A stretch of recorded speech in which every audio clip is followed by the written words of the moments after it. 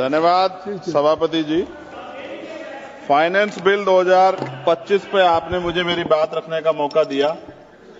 सभापति जी, युवा बेरोजगार है, पढ़ा लिखा बेकार है, मिलता ना रोजगार है, ऐसी हमारी सरकार। सर, मैं अपनी बात को शुरू करते हुए मेरे मन में कुछ पीड़ाएं हैं, वो आपके सामने क्योंकि चेयर से ही कह सकते हैं। सर, बलिया की बेटी प्रिया चौहान जिसका शव सर पेड़ पे लटका मिला, तकलीफ दे है। सर, काशी हिंदू विश्वविद्यालय में पीएचडी के प्रवेश परीक्षा शिवम सोनकर को के साथ न्याय नहीं हो रहा है। सर, वो प्रवेश परीक्षा के लिए आंदोलन कर रहा है। संत कबीर नगर में राजभर समाज के घर जला दिए गए। मथुरा में होली पर दलितों पे हमला हुआ और जेल भी वही गए। गोरखपुर में एक 13 साल के लड़के को मार दिया, आज उसके परिवार से बात हुई, उसकी मां तड़प रही थी। सर, और बिहार में मौलाना फिरोज को पुलिस ने पीटा। अब मैं सर अब बजट पे आता हूं।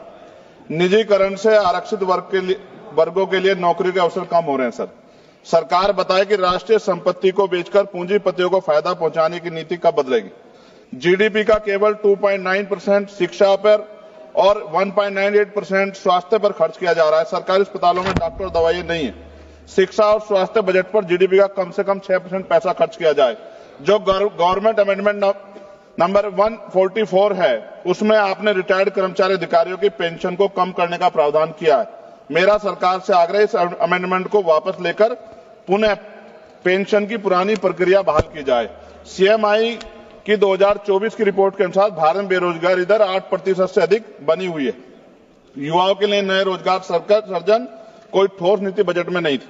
केंद्रीय बजट 2025 मनरेगा तथा आवंटन 86,000 करोड़ रुपए पर अपरिवर्तित कार्यक्रम 9,754 करोड़ रुपए के घाटे पर चलने के बावजूद 2025-26 के बजट में धन आवंटन में कोई बढ़ोतरी नहीं की गई, जबकि मनरेगा ग्रामीण रोजगार में महत्वपूर्ण भूमिका निभाता है। लगातार रुपए कीमत गिर रही, जो चिंता का विषय, ये हम प्रधानमंत्री जी के मुंह सुनते थे जब वो मुख्यमंत्री हुआ करते थे। प्राय देखने में आता है किसान अपने ऋण के कारण आत्महत्या कर रहे हैं और सरकार उनके ऋण माफ नहीं कर रही, जबकि दूसरे बड़े उद्योगपति और कंपनियों का ऋण माफ किया जा रहा है। यह निंदनीय है। सरकार को किसानों की ओर ध्यान देना चाहिए, उनका ऋण माफ करना चाहिए।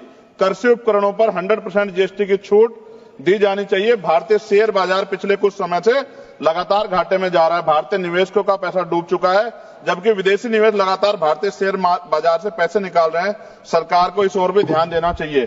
कोई भी कर्मचारी अपने कुल वेतन पर वर्ष के अंत में टैक्स चुकाता है, परंतु उसके बाद भी खरीदी गई वस्तु पर कर देना पड़ता है। इस प्रकार के दोहरे कराधान से उसकी आर्थिक अक्षति होती है। ये गलत है। सर, जब कोई आम आदमी कोई वाहन खरीदता है तो उसे जीएसटी सहित कई तरह के कर चुकाने पड़ते हैं, लेकिन जब वह उस वाहन को सड़क पर ले जाता है तो पुनः कर देना पड़ता है, जिससे आम आदमी की जेब पर सीधा असर पड़ता है। सरकारी स्कूलों में शिक्षा की स्थिति अत्यंत दयनीय है, जबकि दूसरी ओर निजी स्कूलों में शिक्षा इतनी महंगी हो गई है कि गरीब बच्चों को महंगी फीस, किताबें, बैग और ड्रेस के कारण शिक्षा से वंचित होना पड़ रहा है। महोदया, निजी स्कूलों की कालाबाजारी बंद होनी चाहिए और शिक्षा इतनी सस्ती होनी चाहिए कि हर व्यक्ति तक पहुंच सके, और प्राइवेट स्कूलों पे कैप हो कि वो ज्यादा फीस न ले सकें। साथ साथ उत्तर प्रदेश में, जी खत्म करूंगा, उत्तर प्रदेश और अन्य राज्यों में मानव तस्करी, आप तो सभापति जी खुद महिला है, ये मामला आप गंभीरता से सुनना, मेरी ये बहुत बड़ी चिंता है। उत्तर प्रदेश और अन्य राज्यों में मानव तस्करी के संगठित गिरोह सक्रिय हैं। जैसे उत्तर प्रदेश के सोनभद्र से अन्य राज्यों में लड़कियों को बेचा जा रहा है। राजस्थान में लीज पर बेटियों को बेचा जा रहा है। बेटियों के खरीद फरोख्त के मामले सामने आए, लेकिन सरकार कोई ठोस कदम नहीं उठा रही। सरकार बताए कि मानव तस्करी रोकने के लिए बजट में विशेष प्रावधान क्यों नहीं किया गया। महिला सुरक्षा के लिए Nirbhaya fund, last page, Nirbhaya fund को पूरी राशि खर्च क्यों नहीं की जा रही है। फंड तो बना दिया निर्भया के नाम से, लेकिन खर्च नहीं करे। बेटियों की बिक्री रोकने के लिए राष्ट्रीय टास्क फोर्स का गठन किया जाना चाहिए। सभापति जी, ये मेरे हाथ में कटिंग है जिसमें लिखा है कि लीज पर बिक रही हैं बेटियां, कर्ज उतारने माता पिता भेज रहे हैं। एक इंपोर्टेंट ये है मैं पढ़ने के लिए, 8 साल की बच्ची 3.5 लाख में 3 साल की लीज पर दी गई, हर दिन में 5 से 10 बार दुष्कर्म। ये झालावाड़ राजस्थान की है। ये भारत है, ऐसा भारत जहां बेटियों को बेचा जाए, लीज पे दिया जाए और सरकार हाथ पे हाथ रखे तमाशा देखे, ये अच्छा नहीं है। अंत में न्यायपालिका में SC, ST, OBC व अल्पसंख्यकों की संख्या बढ़ाने पर सरकार क्या कर रही है। इन्हीं सब बातों के साथ मैं अपनी बात को खत्म करता हूं। जय भीम, जय भारत। आपका बहुत बहुत धन्यवाद।